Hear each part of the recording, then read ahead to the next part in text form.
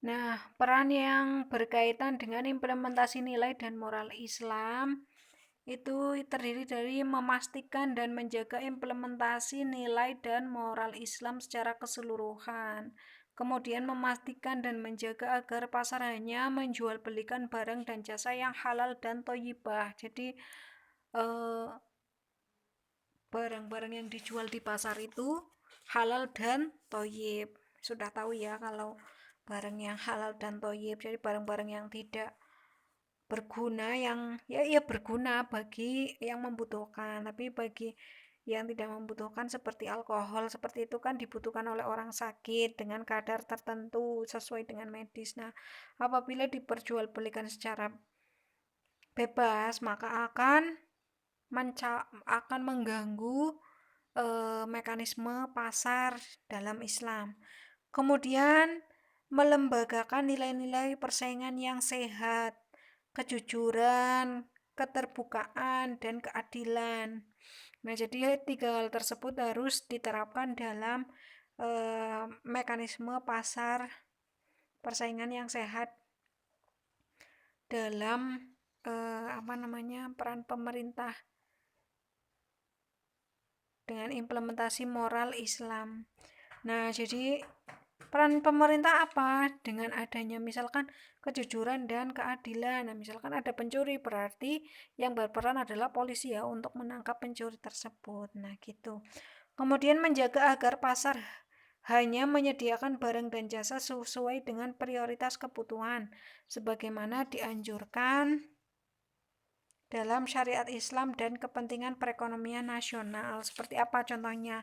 Sembako ya, 9 bahan pokok. Nah, itu wajib ada di pasar. Kemudian yang memenuhi dengan sandang, pangan, papan. Nah, itu ditingkatkan. Pokoknya pemerintah mendukung tentang pemenuhan sandang, pangan, dan papannya dari masyarakat, yaitu dengan adanya pasar yang menjual barang-barang tersebut. Adapun yang B, peran yang berkaitan dengan teknis operasional dan mekanisme pasar itu terdiri dari secara umum memastikan dan menjaga agar mekanisme pasar dapat bersaing dengan sempurna. Jadi tidak ada yang monopoli, tidak ada yang memonopoli, tidak ada yang mengganggu terkait dengan penimbunan seperti itu ya. Nah, itu tidak boleh. Nah, itu pemerintah wajib ikut serta dalam memberantas monopoli atau penimbunan seperti itu. Kemudian membuat berbagai langkah untuk meningkatkan daya saing dan daya beli dari para pelaku pasar yang lemah, misalnya produsen kecil dan konsumen miskin. Nah, contohnya adanya diskon seperti itu ya. Kemudian barang-barang yang subsidi, barang-barang subsidi, misalkan eh, beras yang dijual di kalangan menengah ke atas. Nah, itu tuh beras beras yang bagus, beras yang kualitas premium seperti itu. Nah, nanti yang dijual ke masyarakat yang menengah ke bawah itu yang harganya lebih miring tapi dengan kualitas yang kurang lebih tidak jauh dari kualitas premium. Nah, seperti itu. Kemudian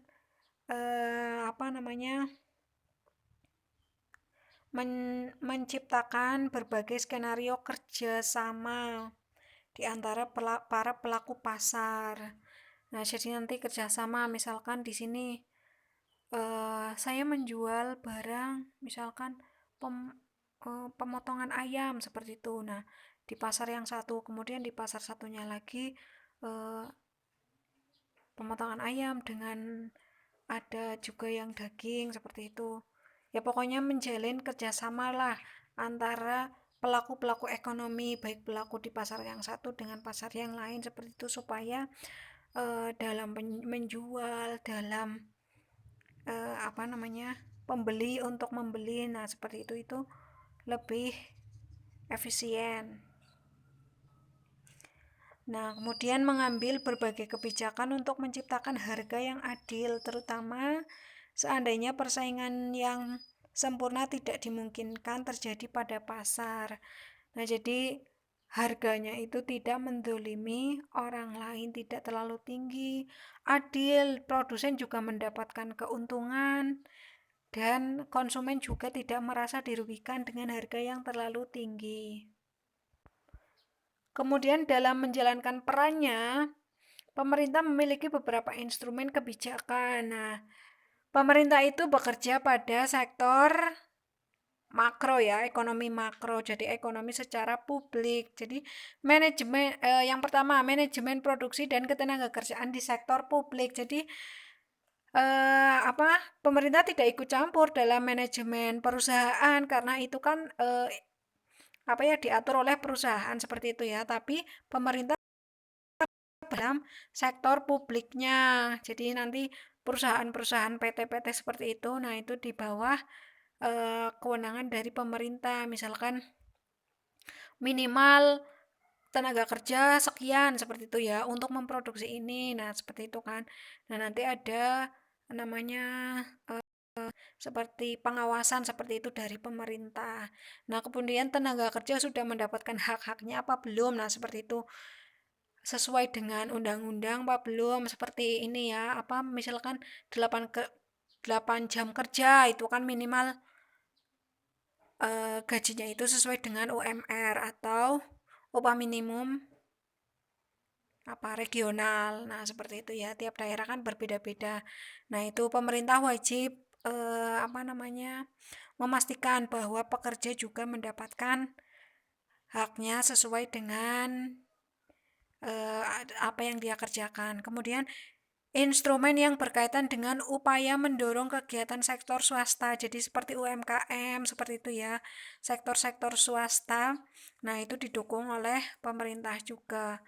Kemudian pricing policy, jadi ketika terjadi barang yang terlalu mahal atau seperti apa kayak gitu, pricing policy itu berarti apa artinya?